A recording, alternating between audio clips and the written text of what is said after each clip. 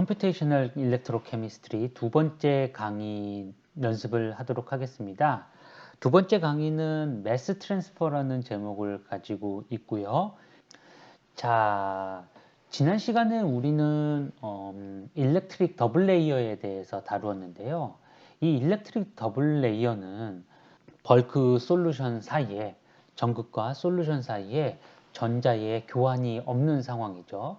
하지만 우리가 전기화학에서 생각하는 일반적인 케이스라면 이때는 전극과 솔루션 사이에서 전자의 교환이 일어날 것입니다. 산화하는 반응이 일어나겠죠. 그래서 이것의 일반화된 형태로 어떤 특정한 전극 근처에서의 반응을 한번 써보도록 하죠. 그래서 물에 녹아있는 산화된 그 종이 있고요.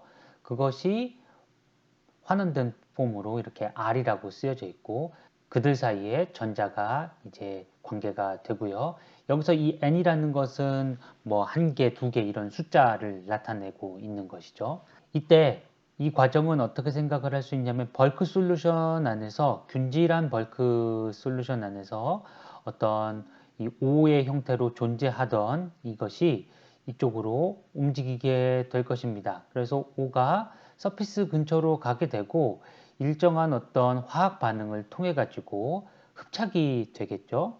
이렇게 일렉트로드에 아주 가까운 곳에 흡착이 되고 나면 그 이후로 일렉트로드로부터 전자를 받을 수가 있게 될 것이고요. 반응에 필요한 만큼의 전자를 받게 되면 환원 반응이 일어나게 될 것입니다. 이렇게 만들어지고 난 후에 환원이 되고 난 이후에 그 다음에 이것은 다시 이렇게 빠져나가서 벌크 솔루션 쪽으로 빠져나가게 되겠죠. 자, 그래서 이런 여기서부터 시작을 해서 이렇게 전극적으로 왔다가 산화하는 반응이 일어나고 그리고는 떠나가는 이러한 일들이 계속 반복적으로 일어나는 것이 전기화학적 반응이라고 할 수 있겠습니다.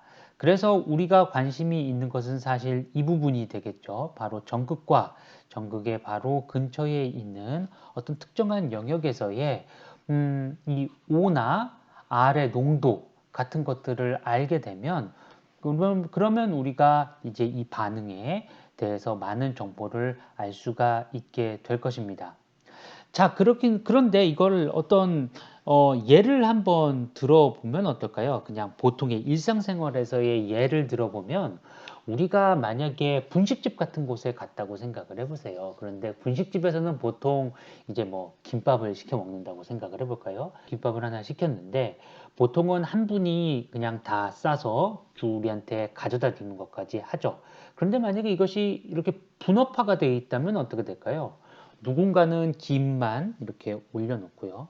그 올려놓은 곳에다 누군가는 밥만 올려놓고요. 그 다음에 나머지 고명들은 또 다른 사람이 올려놓고요. 어떤 사람은 그렇게 된 상태에서 싸기만 하고 김밥을 싸기만 하고 그 다음에 누군가는 자르기만 하고 마지막에 그것을 손님들한테 서빙해 주는 것까지 이렇게 다 분업화가 되어 있다고 생각을 해보도록 하겠습니다. 그러면 단위 시간당 이 그 분식점이 얼마나 많은 손님들한테 김밥을 전달해 줄 수 있을까 하는 것은 결국 누가 결정을 할까요? 아마도 그 많은 사람들 중에서 직원들 중에서 가장 손이 느린 사람이 이 전체 프로세스의 속도를 결정을 할 것입니다. 예를 들어서 한번 생각을 해보면 다른 사람들은 다 모두 신속하게 일을 할 수 있는 베테랑인데 처음에 김을 이렇게 재료를 준비해서 김을 깔아주는 그 사람이 오늘 처음 일하기 시작한 사람이라고 생각을 해볼까요? 그래서 이 사람이 느려요. 그러면 만약에 김을 펴주기만 하면 그 이후 과정들은 후에 숙련된 사람들이 아주 빠르게 만들어서 손님한테 서빙을 할 수 있습니다. 그러면 어떤 일이 일어날까요? 그 분식집에서 아마도 그 모든 사람들이 김을 까는 오늘 처음 일하는 사람을 지켜보고 있겠죠. 빨리 좀 해요. 라고 해서 김만 딱 갖다 놓으면 순식간에 또 제품이 만들어져서 나가고 김밥이 나가고 또 깔면 또 나가고 이런 식이 되겠죠. 결국 이 모든 과정이 다 시리얼로 이렇게 이루어지고 있다 보니까 그 중에서 어떤 느린 프로세스가 있게 되면 그 프로세스 때문에 전체의 프로세스가 이제 영향을 받게 되고 그 느린 녀석이 전체의 속도를 결정을 할 것이다 라는 걸 알게 됩니다.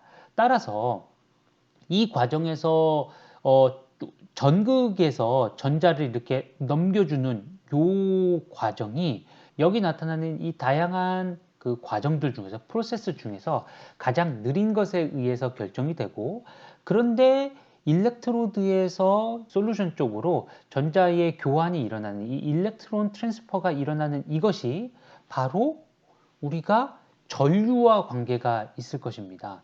전극에서부터 전자들이 얼만큼씩 솔루션으로 들어가는가 하는 것이 바로 그 전극에서의 전류로 나타나게 될 것이니까요. 결국 전류가 이들 중에서 가장 느린 프로세스에 의해서 결정이 될 것이다 라는 것을 알 수가 있죠.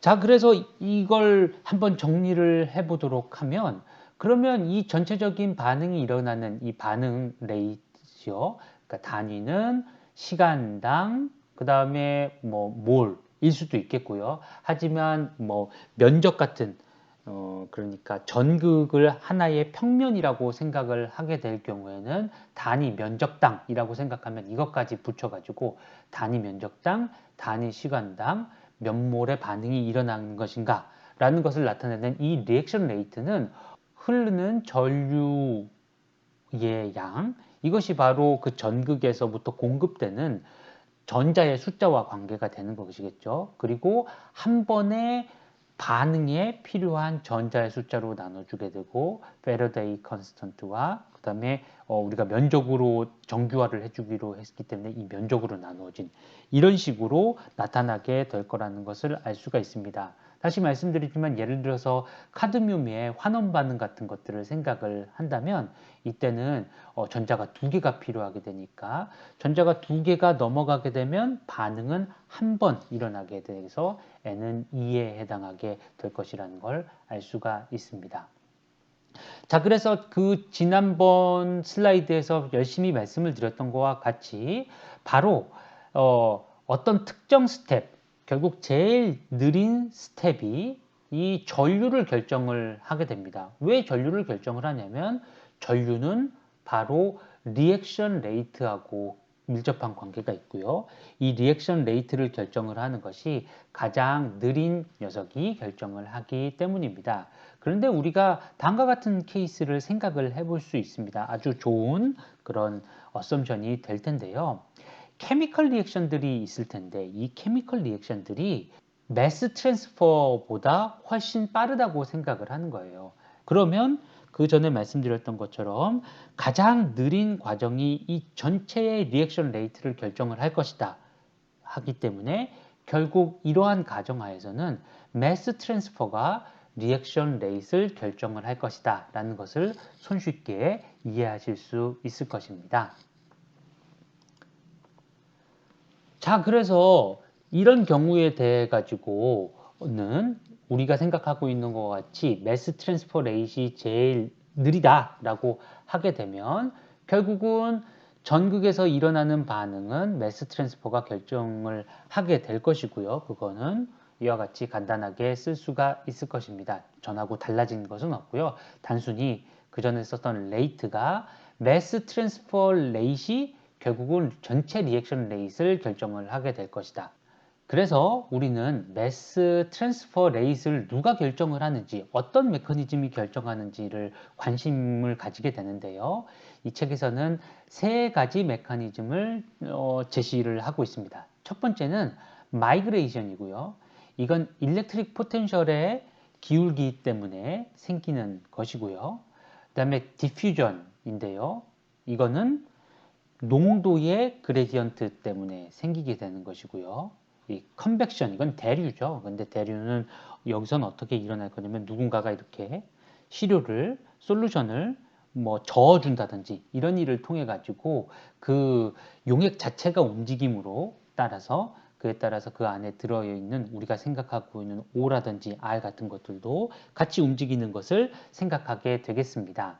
자, 이런 세 가지 메커니즘들이 있게 될 텐데 이 세 가지 메커니즘들이 실제로 실제로 각각의 이 O라든지 R들의 각 종의 움직임을 어떻게 나타내게 될 것인가 하는 것을 우리가 정성적으로 말고 정량적으로 나타낼 수가 있을까요?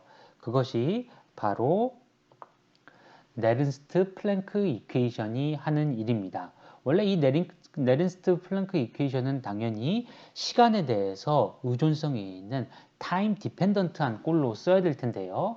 지금은 스테디 스테이트에서 생각을 해주고 있고요. 그래서 오직 플럭스 J에 대한 항만을 나타내고 있습니다. 나중에 우리가 이제 이 문제를 시간에 따라서 의존성을 가지는 문제로 확장을 할 거고요. 지금은 일단 요렇게 플럭스에 대한 꼴 자체만 쓰도록 하겠습니다. 그러나 플럭스에 대한 꼴 자체는 스테디 스테이트나 혹은 타임 디펜던트한 트랜지언트한 케이스나 다 똑같이 가정을 하게 되고요. 어떤 종 O라든지 R에 대해 가지고 이것을 1차원 트랜스포트가 일어난다고 생각을 할 때 이 네른스트 플랑크 이퀘이션에서 사용하는 플럭스의 꼴은 다음과 같은 세 가지 메커니즘의 합으로 나타나게 됩니다. 저번 슬라이드에서 보여드렸던 것처럼 바로 마이그레이션과 디퓨전과 컨벡션에 해당하는 것이죠. 그러면 이 식의 첫 번째 항을 한번 볼까요? 우변의 첫 번째 항을 보시면 여기서는 농도 C, 컨센트레이션의 그레디언트에 의해서 생겨나는 것을 보실 수가 있습니다. 결국 이게 뭘까요? 바로 이것이 확산항이라는 걸 알 수가 있고요.